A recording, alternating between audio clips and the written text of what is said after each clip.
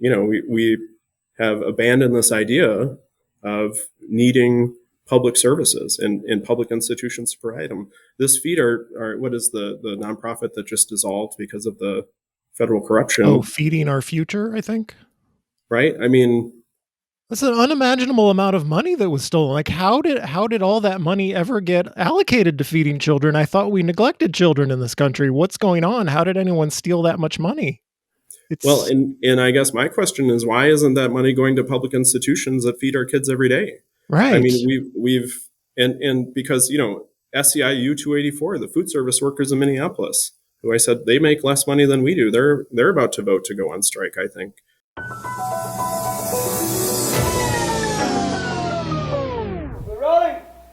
We're rolling. Calling out cat people. This is a real thing. Real thing.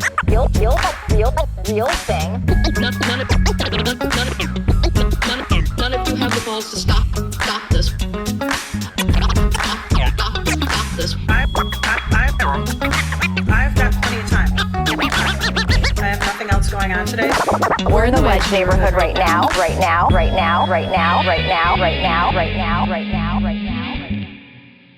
This is the Wedge Live podcast. I'm your host, John Edwards, and today my guest is Shaun Laden, president of the Educational Support Professionals chapter of the Minneapolis Federation of Teachers.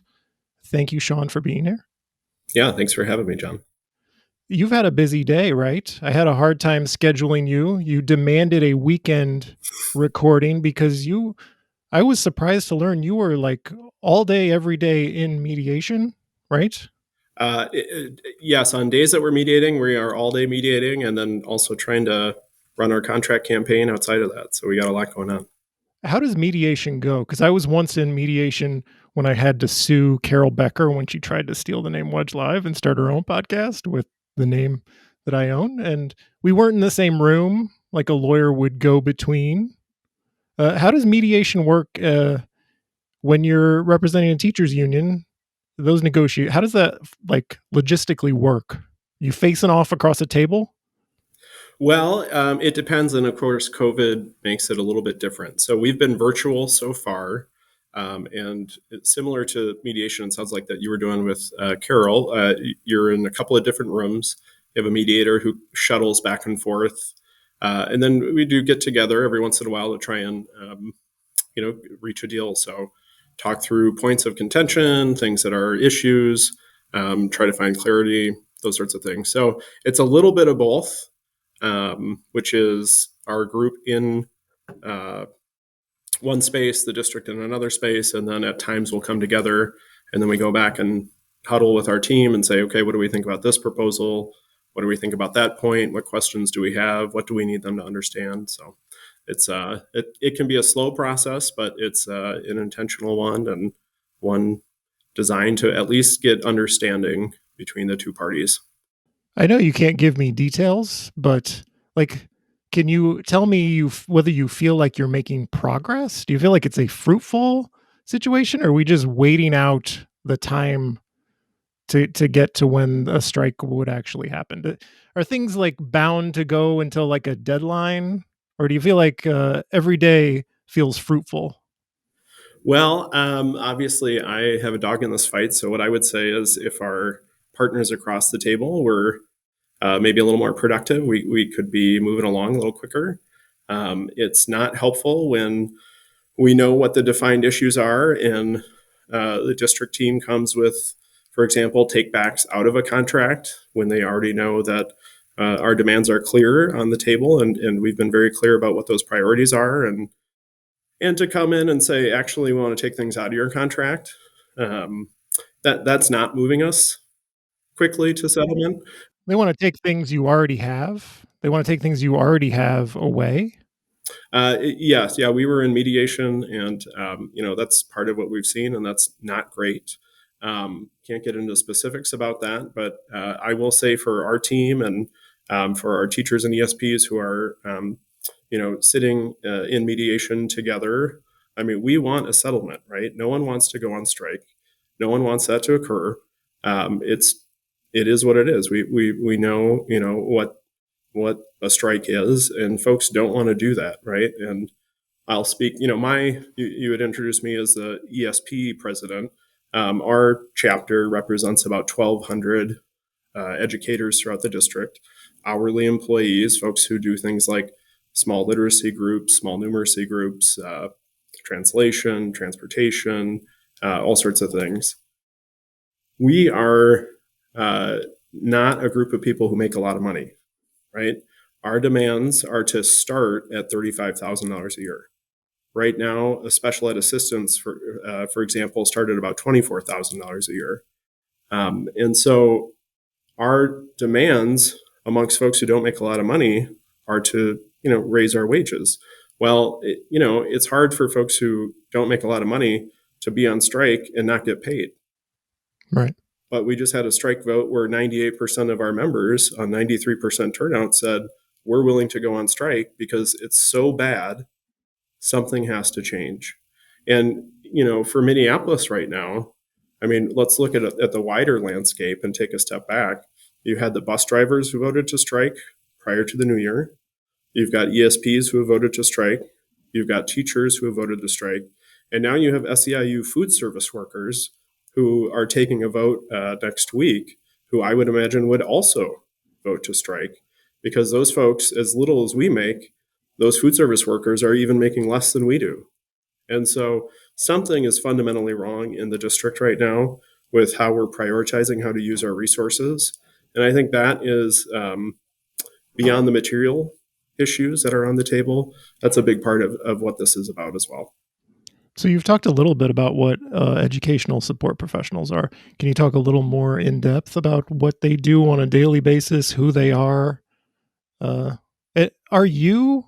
you come from that field, right? That's how you become the president of the ESP chapter, right? That's right. I was a special ed assistant in early childhood, special education for a few years, and then also was a classroom assistant last at Jefferson, now Ella Baker, in the Wedge neighborhood for a couple of years before being elected. And so, our folks do a variety of things. So we are majority women, majority folks of color. We're non-licensed, although a lot of our folks do have licenses, certifications, various degrees. There are about 1,200 of us. There's a really good Sahan Journal piece that came out about our members, and can kind of, folks want to go check that out, would be timely and say a little bit more. But we are folks who sometimes are the first people to see kids in the day because we ride the bus. We're the last people to see kids off on the bus. We do before and after school. We have Minneapolis Kids program we represent, so that's childcare. There's a wide variety, and I think about like a member like Saida Omar, who's featured in that Sahan Journal article, who a Somali woman who worked as a family liaison for years at Ella Baker, and as such worked with families who were new arrivals, navigating the school system, how to advocate for kids, how to get what you need from the school system, how to make sure that you know how to register, how to, things come up in schools, how do we handle that? Not everybody has the ability to navigate a big bureaucracy or extra time, and so oftentimes our members end up helping to fulfill those roles too. So if you think about all of the things that a teacher at the front of the classroom is dealing with, and one of the reasons our partners in the MFT are asking for smaller class sizes, right? You've got a classroom with 36 kids in a high school chemistry class. And you're a teacher, you've got a very difficult subject matter. You might have an ESP who's in a classroom who's assigned to help particular students, with concepts, with,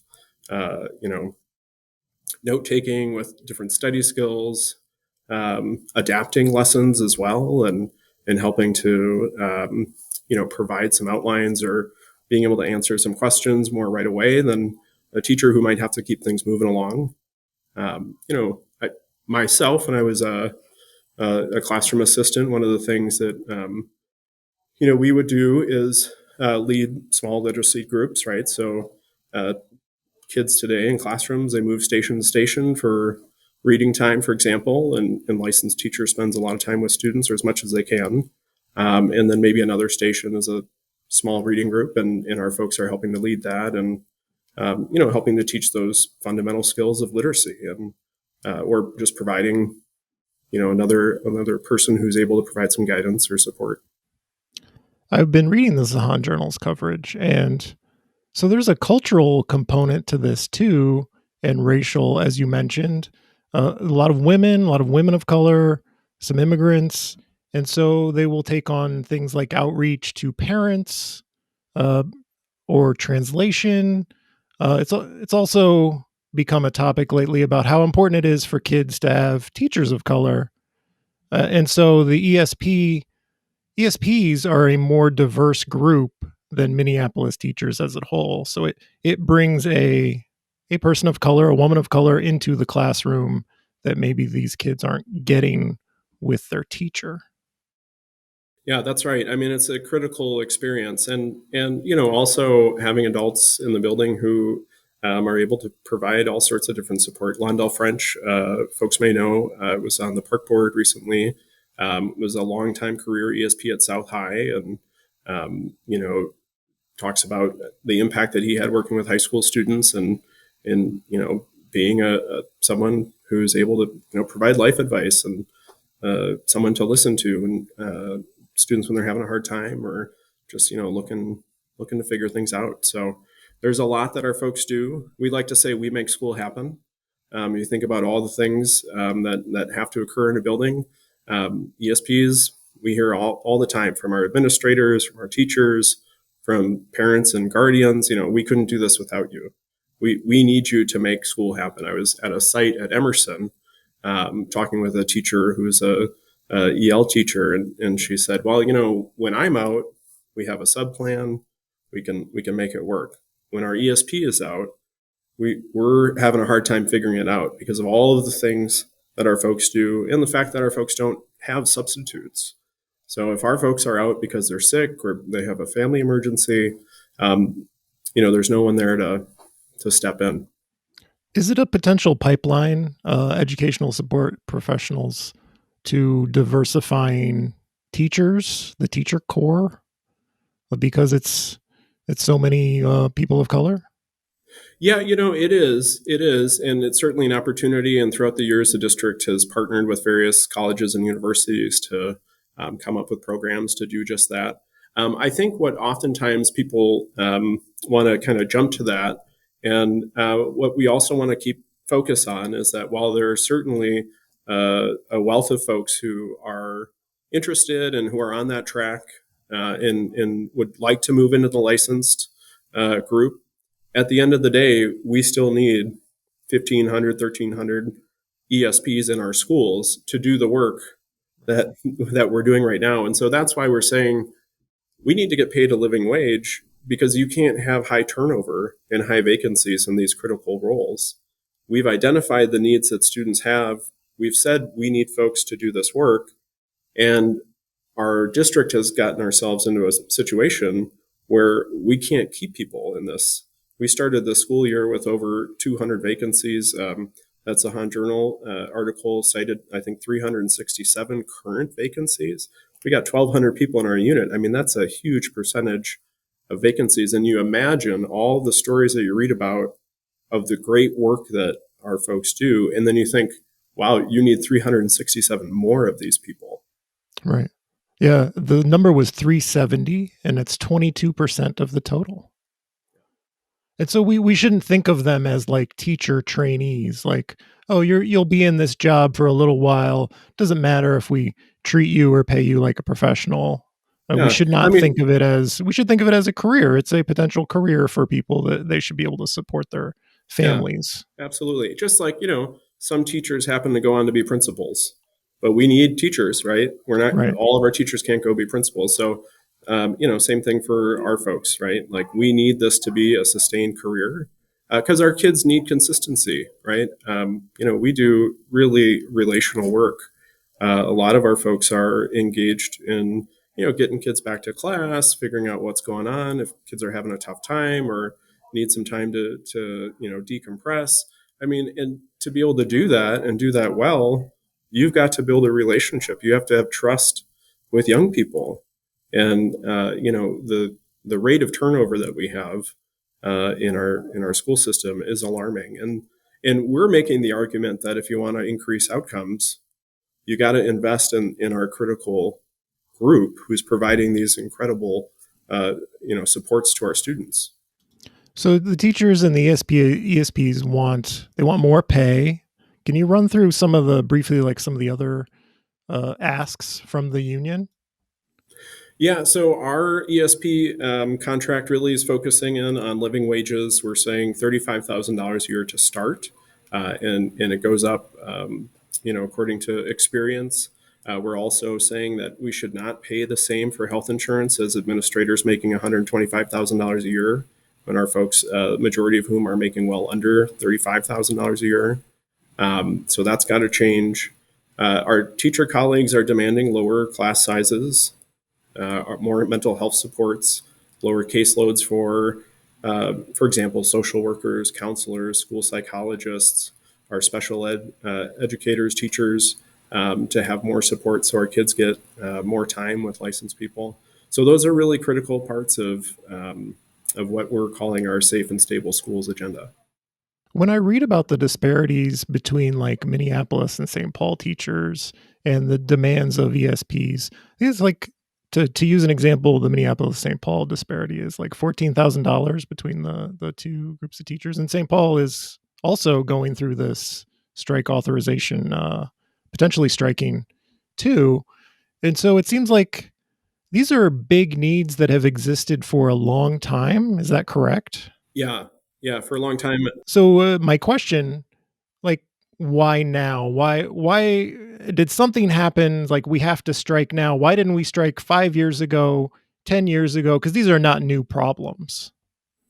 Yeah, I think that's a good question and gets at the heart of the matter. So why now? So we are in the middle of a global pandemic still. If you look at the difference between St. Paul and Minneapolis, St. Paul's school board and superintendent entered into what's called a memorandum of agreement with the St. Paul Federation of Educators to address how we operate during COVID. Those are terms and conditions, right? And our employer is obligated to negotiate with the exclusive representative, our union, over terms and conditions when they change. Our district in Minneapolis took a different approach than in St. Paul and said, we're not going to negotiate with you. We're not going to enter into a memorandum of agreement over these things. And so it got to the point where we had to file an unfair labor practice against the Minneapolis Public Schools, received an initial favorable offering that's on hold while we're bargaining. I think that's an example. We had to sue and received a temporary restraining order against the district for its failure to correctly implement the governor's executive orders as they pertain to work from home accommodations. So these are the sorts of things that Minneapolis has been up to for the last couple of years during the pandemic. And I think when you talk about class size or caseload or ESP wages, what we're also seeing in Minneapolis is that the administration has really minimized any role that different constituencies play in decision making, and has really monopolized that power of how we make decisions in the district. And that's, I think, one of the troubling parts that we're seeing here. And I think that's part of the reason why now. I think folks have had enough. I think between the pandemic and just the continuing, we received just in the last payment from the federal government for COVID mitigation, right, $159 million. Well, maybe about a month ago or so, our members received one KN95 mask from the district, and were told if they wanted to reuse it, put it in a brown bag overnight. So one? Those are the sorts of things. Yep. How long is this supposed to last? Those are the sorts of decisions that are getting made. And that is what has put folks past their breaking point. And I think that's really what you see. You don't get 98, 97% of folks voting to strike unless things are in a pretty desperate situation. And even in, Chicago, LA, St. Paul, those cities that have had large urban school districts go on strike have not seen numbers like that. These are, in terms of, to put this into some perspective, these are historically high yes votes for striking. And it's a reflection of how the district has managed its human resources. I mean, MPS, John, is going to have 4 strike votes in one cycle of contracts. That's unprecedented. The last person to get 98% of the vote, I think, was Saddam Hussein. Please excuse my joke. So is there anything about the strike or what the unions are asking for that you think is not breaking through in the news coverage? What do we not know about what's going on that you think is important context? Well, I think, what we've said is this time it's different, right? I think to your point earlier, there is a clarity amongst our members that, we can't do this anymore and something big has to change. And I'm not, I would say that is really a big part of the story. I know that the news likes to talk about process and, authorizations have happened, or these are the top line points. I think it's really a feeling amongst our membership that if we don't change how we operate in the schools and how we make decisions and how we fund based on the resources we have, we're afraid that we're not going to have a district, right? We've seen declining enrollment, and the district just, put out in its last meeting, did a big presentation talking about its finances. The point that we're trying to make is that it's not only about how much money you have, but it's how you choose to use that money. And the decisions that our district has made over a long period of time has gotten us to this point. It's amazing to me that you would want to be in a situation where you hold all the power, make all the choices when there aren't good options available. I mean, think about the difficult decisions in the pandemic. There aren't great choices. So why would you want to be on the hook for the consequences of those decisions all by yourself when you're making them? And I think what our members have been saying is, we're not running our schools like a democratic institution. We're running our schools like a business. And depending on how back and how far and wide you want to go, John, we could talk about historically how Minneapolis Public Schools has been the target of a significant effort to, implement various reforms. McKinsey donated a consultant some time ago to rewrite Minneapolis's strategic plan. You've got, a time when board voted to close schools, co-locate charter schools, all sorts of things that really undermined public schools in Minneapolis. We can go back as far as you want, because we're only 22 minutes in. So we could talk about the comprehensive district design, right? That's what you're referring to? Well, no, I'm actually going back a little further than that. Probably about 10, 15 years or so, about how we started to operate. And there's a national move, right? There's Democrats for Education Reform, Students for Education Reform, all these various groups started popping up, oftentimes funded by folks like Michael Bloomberg or Arthur Rock, who runs Rocket Ship Academies, right? These charter schools where you put 100 plus kids in a room with a computer and one teacher, and that's the future of education, right? We had a superintendent, an interim superintendent, who wanted to have student-based allocation of funds.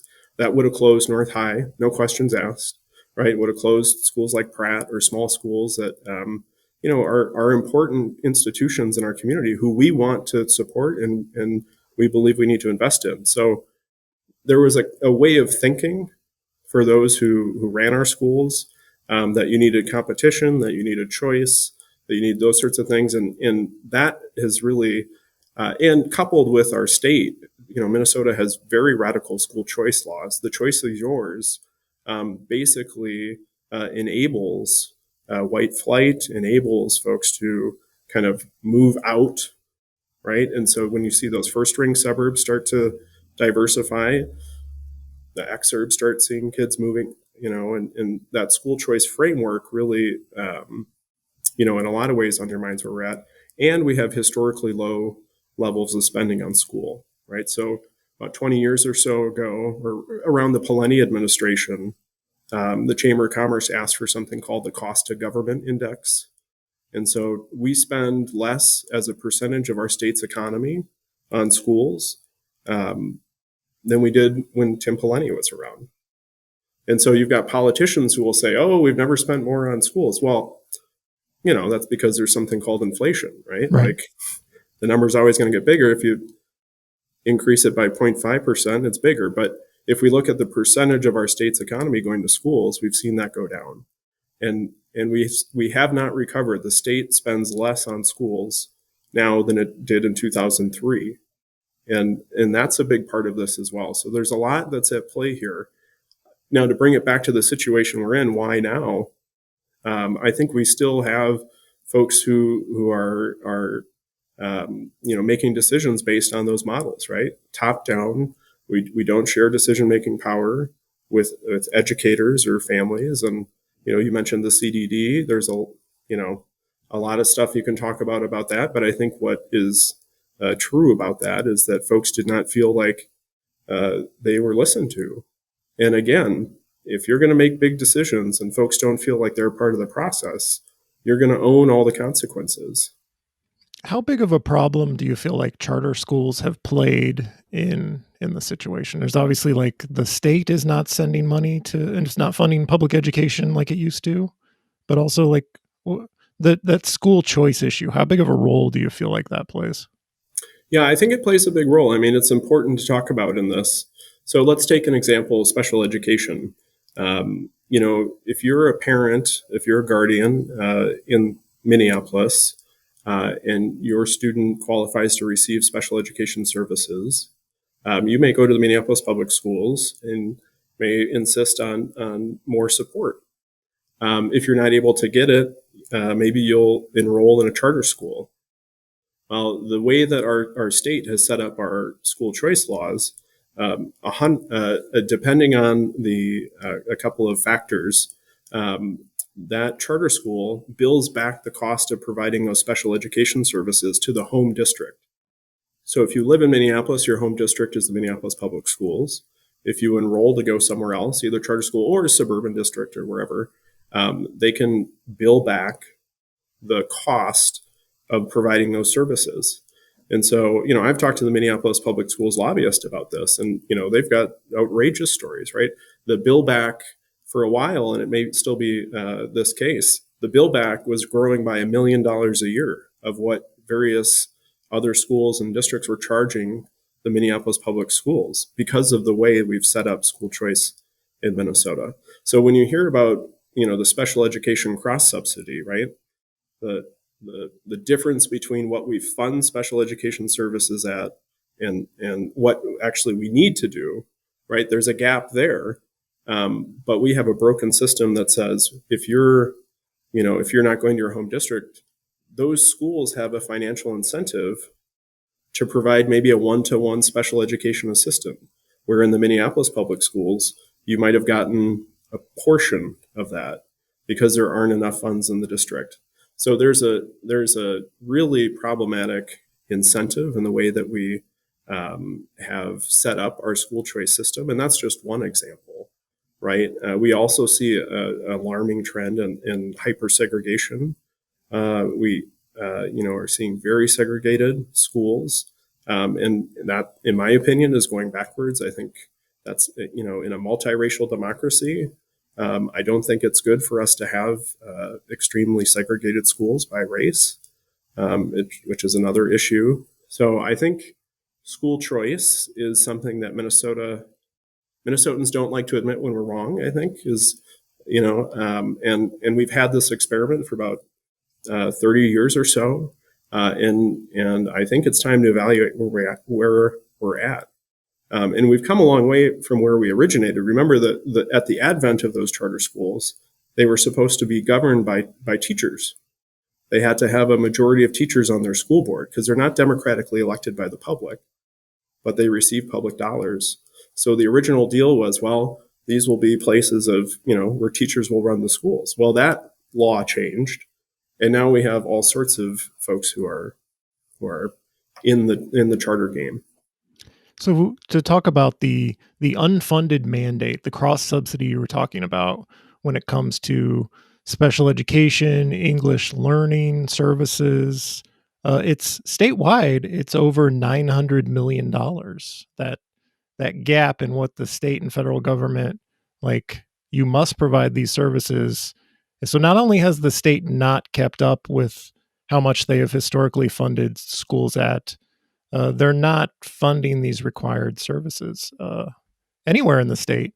And there's an $8 billion statewide surplus we've got, which could be used to fill this budget hole. Yeah, absolutely. It's a matter of priorities, and for a long time, we, and I hope that we were able to DFLers win elections in the fall, and but even when we've had the trifecta, we haven't seen enough money go into schools to keep up. I think folks don't realize just how far behind we've fallen, and I think that's really really a problem. It the austerity mindset that we live in, and take it in any issue, housing, right? We don't build public housing anymore. We provide vouchers to landlords. So we're not building up our stock and increasing how much housing we have. We just sort of subsidize landlords who are willing to take Section 8. And so, this is all over in different sectors, right? We have this austerity mindset. There's not enough. Every time there's a surplus, you get this gimmick from folks in the legislature that we got to cut taxes, right? Because we're a high tax state. It's just really a stale argument, I'd say. But I mean, that's part of the problem, is that we have abandoned this idea of needing public services and public institutions to provide them. This feed are what is the nonprofit that just dissolved because of the federal corruption? Oh, Feeding Our Future, I think. Right? I mean, that's an unimaginable amount of money that was stolen. Like, how did all that money ever get allocated to feeding children? I thought we neglected children in this country. What's going on? How did anyone steal that much money? Well, and I guess my question is, why isn't that money going to public institutions that feed our kids every day? Right. I mean, we've because SEIU 284, the food service workers in Minneapolis, who I said they make less money than we do. They're about to vote to go on strike, I think. They're paid poverty wages, and yet we got nonprofits out here with $200 million contracts, and we got all sorts of shenanigans going on. So I guess I think we need to really, right? We're living in the aftermath of the era of big government's over, right? People like Bill Clinton and Al Gore, who told us, the way to win elections again is to cut government smarter than people who just wanted to kill it off. And I think, we've got to return to that New Deal coalition that says we're all in this together, and we fund public services at the robust levels we need, because, who can afford their own roads? Who can afford their own hospitals? Who can afford their own schools? We can do it together. And we can certainly do it together when those who are making the most pay their fair share. So when the district says granting union requests for higher pay and staffing, here's what Graff said. He said it's not fiscally feasible. I mean, it's easy to look at the numbers and say, well, the money's not there. And you can go back and say, well, you made all these poor decisions and the state should be funding the schools. But what do you say in the moment to the idea that the money's not there? This is not fiscally responsible. Yeah, I think there are a lot of ways to spend $650 million or whatever our operating budget is, right? And I guess what I would say is the way that district leadership has been spending it to date has gotten us to this crisis point.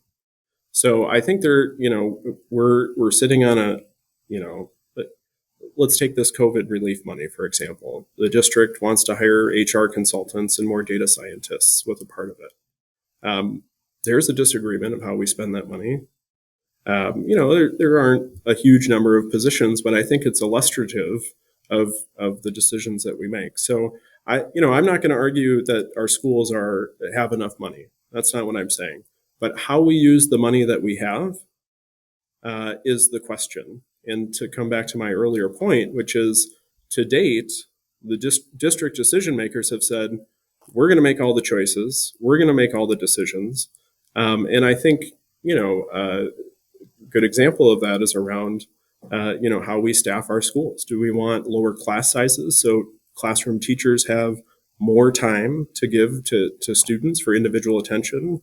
Or do we want to staff interventionists who, or other individuals that, who do various work? I mean, there's various choices that we make with the money that we have.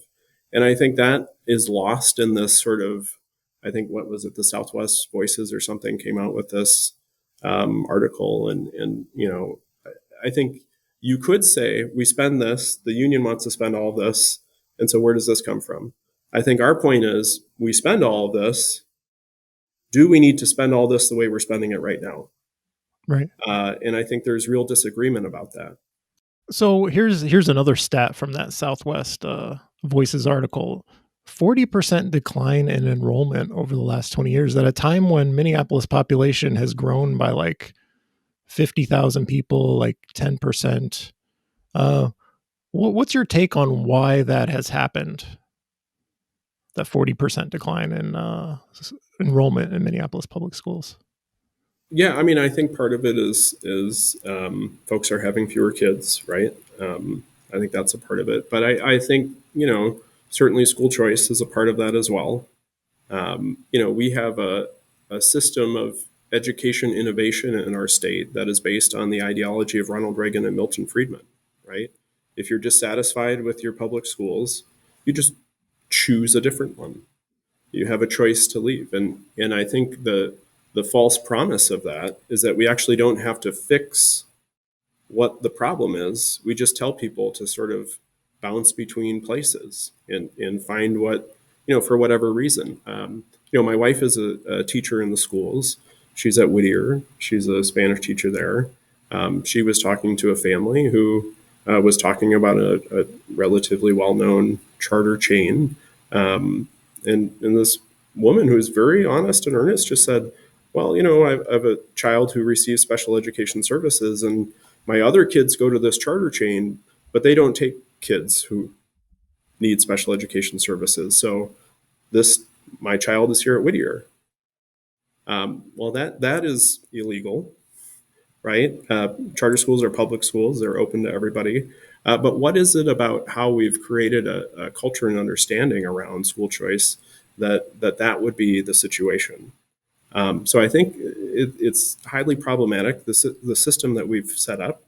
And I think it's set up really to say, and we see this various iterations of this oftentimes in education, which is the solution to our problem is not taxing the wealthiest corporations in the history of humanity, right? And the wealthiest nation in the history of the world. It's this other thing, right? The problem with our education system isn't that it's underfunded or that, kids don't have housing or that families don't have economic opportunity. It's that, we have seniority-based layoff or, we don't have enough school choice or there's not enough innovation in the way we allocate money within our district. Those are all, in my opinion, distractions from a fundamental issue. And again, just to, I think it cuts across all of our public services, right? We have too low of a tax take in the state. I was horrified to see a Republican proposal to cut taxes on wealthy seniors. That was fun. Keep them from moving to Florida or something. Major problem, right? Yeah. Let's use the $8 billion. Some of that $8 billion, you don't have to use it all, but some of it to fill this gap. So you mentioned you were an ESP at the Wedge. The Wedge's former Jefferson School, now Ella Baker. When does that name change happen? Has it already happened?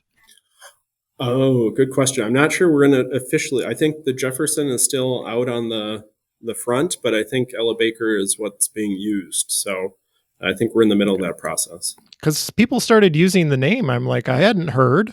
Nobody told me. It's in my neighborhood.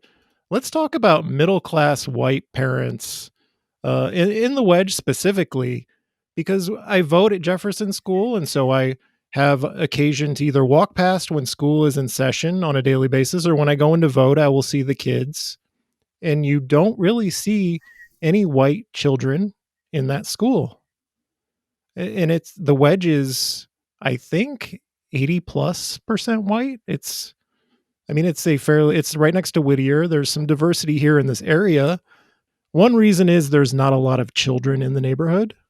There's a lot of renters, but why don't white people send their kids to the neighborhood school? I know that's a big philosophical question to throw at you, but that's a problem, right? You should send your kids to Ella Baker, to the former Jefferson School, right? Am I wrong about that? Why are parents not sending their kids there? Well, I guess what I'll say is I would hope everyone who lives in the attendance area would send their kid to their neighborhood school. I think we are in this together. We live in a multiracial democracy, and we have to have each other's backs. And I think we just went through a municipal election where white fear was the dominant theme of this election, right? All the crime and safety. We're about to head into a statewide election where white fear is going to be used by interest, very cynically, to drive particular election results. Well, that same white fear, certainly in a system of school choice, in which the choice is yours. If you can get your kid to a school, in Minnesota, you can basically go anywhere. We've seen some of that in the news coverage. The New York Times did a big piece following the comprehensive district design where, you had a family who, cited the lack of a Japanese program at North High for the reason not to attend that school and ended up sending their kids to Minnetonka. So our state legislature has really created a system that enables segregation. I think that is a big problem. When I worked there, we were, I want to say our students were something like 98% qualified for free and reduced lunch. How many blocks from the most expensive homes in the state of Minnesota? Right. So I think I think it's a good question, right? I mean, racism is real, whether or not people, implicitly or explicitly, demonstrate that. I mean, I think that's a real thing that we, have to contend with and that we as a society need to deal with. So I think that's, part of the issue. In schools are always, obviously, because of the nature of what we do, working with people's children, folks are very highly attuned to what's going on. And so, I'll share a story with you. A friend of mine was talking to a good friend of his who lived in a neighborhood, and it was school, the time where folks get their school cards and get to choose. And, there are all these resources that are available where you can rate schools and you can see what test scores are or ratings are or various things. We have folks who very much believe in school choice who have created lots of resources to help people figure out how to not go to their neighborhood school. Right. So there's an interest group certainly who is very vested in school choice and they spend a lot of money, pursuing that agenda. People are so competitive, and we've got this like shopping mentality. I got to shop around, make sure I get the best deal for my kid. I don't know. Seems counterproductive. So one of the issues bubbling up around the strike conversation is how do you make sure teachers of color aren't lost? There's this last hired, first fired. A lot of probationary teachers are more teachers of color. What is the solution to making sure no matter what happens that we don't have a less diverse group of teachers than we had before? Yeah, so I think that's a great question. So those teachers of color who are not tenured, they don't have seniority protections, and within the first 3 years, the district is able to choose who is let go. The teachers have a memorandum of agreement on the table. They've proposed to basically, say if we have teachers of color, we want to figure out how to exempt them from seniority-based layoff because we share the value of making sure that we have teachers who look like our kids. I think part of this discussion, however, has been really missed in that we actually have a real crisis in termination and teacher evaluation and some things that, we see Black teachers, for example, terminated at a much higher, fired or by the district at a much higher rate than their white colleagues. This is, the layoff is a portion of it, but retention is a big part of it. So what is it that we're doing to address the retention problem is also an important part. And part of that is getting at the evaluation system. There's a problem with what's called Domain 4, which is, labeled professionalism. And so it's very arbitrary and has been identified by Teachers Union as being a problem with how teachers are evaluated. So what kind of implicit bias or explicit bias is contributing to that. So I think there's a lot that we need to get at. I think that the teachers have put a memorandum of agreement on the table that was written by a group of teachers of color that is, I think, a good step in the right direction. That's going to help with that. But again, why are we talking about layoffs in a state with an $8 billion surplus and schools that are underfunded? That's a real critical problem that we have that we've got to get to.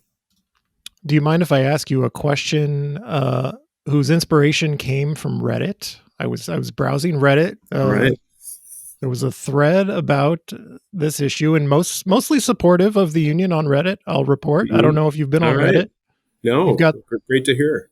Reddit is in support, but there was one person who, and here's my question: you get summers off, right? You get summers off. You've got all these demands, and you get summers off.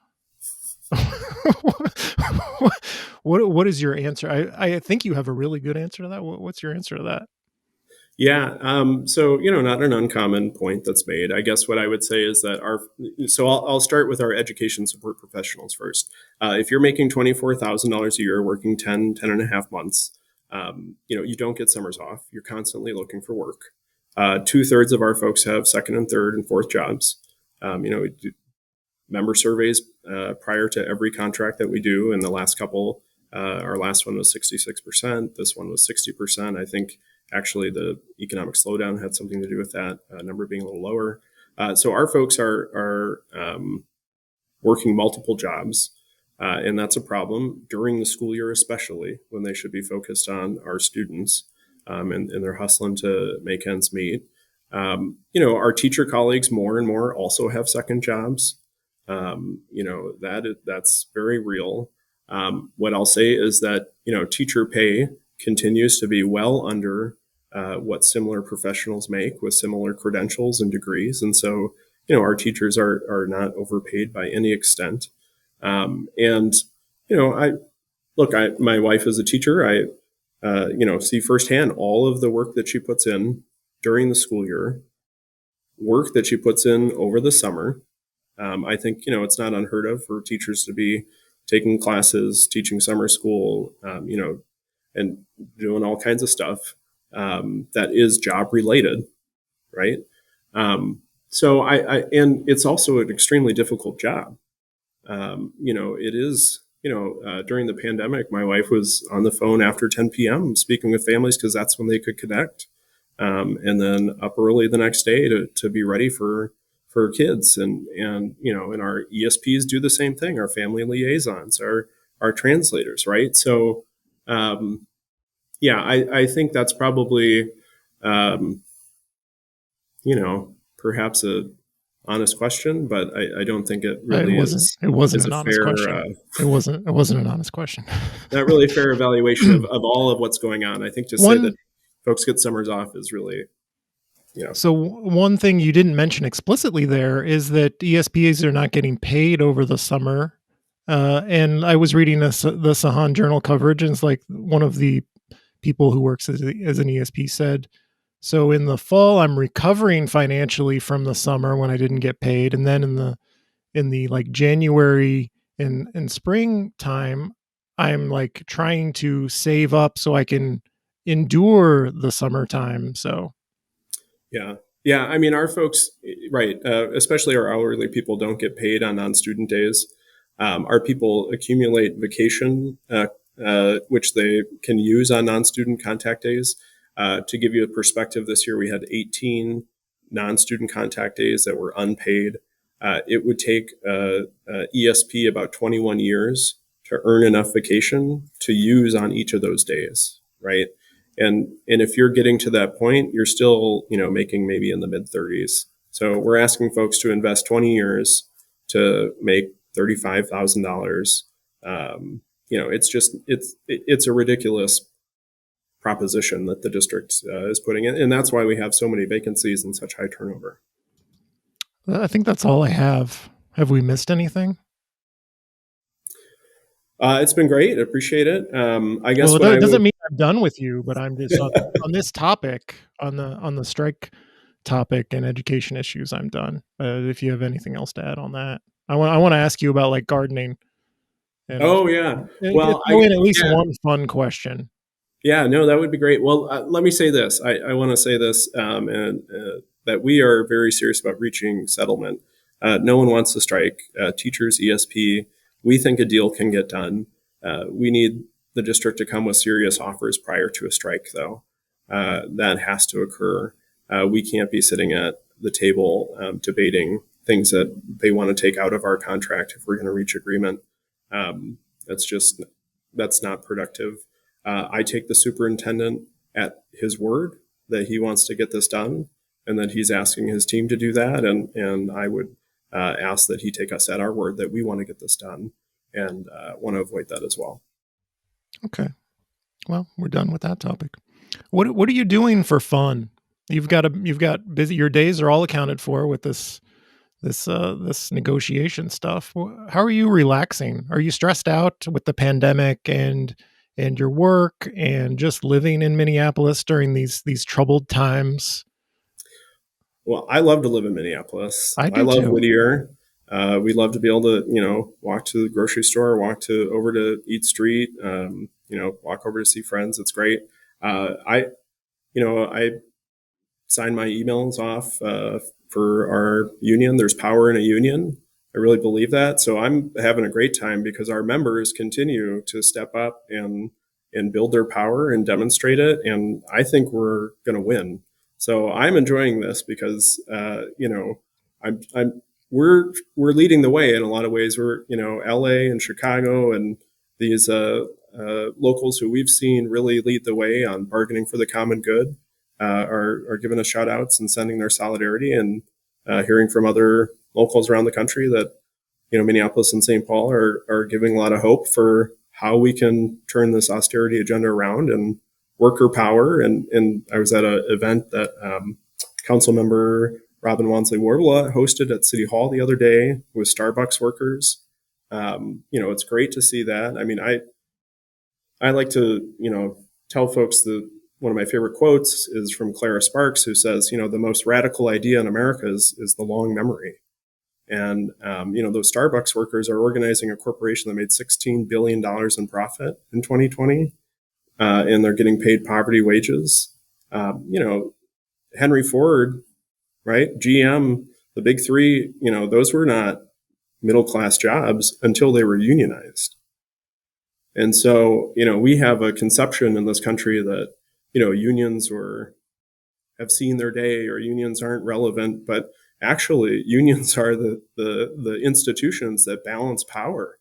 And if we're living in a new gilded age, the thing we need more of are workers organizing in unions. So this has been really energizing and enjoying it, but I am looking forward to being done so we can get into the garden. I asked you a question about how you relax, and you wanted to talk to me more about unions.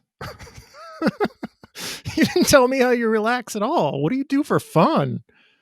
Well, when it's garden time, we're out at the Sioux line, so that's been great. We're working long days right now, so just coming home and spending a little bit of time with my wife has been really important. And that's been great. But in summer I'm a baseball fan, and I'm a Politico as well. So, I watch the Wedge Live podcast when I can. So I guess I'm saving you from having to listen to this. You spent all your 55 minutes with me instead of your wife. But at least you don't have to listen watch to it. together. Oh yeah, you have to watch yourself with her. That'll be fun. Okay, I guess we're done. You think we're done? That's great. I appreciate the invite. Okay. My guest has been Shaun Laden, president of the Educational Support Professionals chapter of the Minneapolis Federation of Teachers. This has been the Wedge Life podcast. I'm your host, John Edwards. Thank you for listening. This is a real thing. Real thing.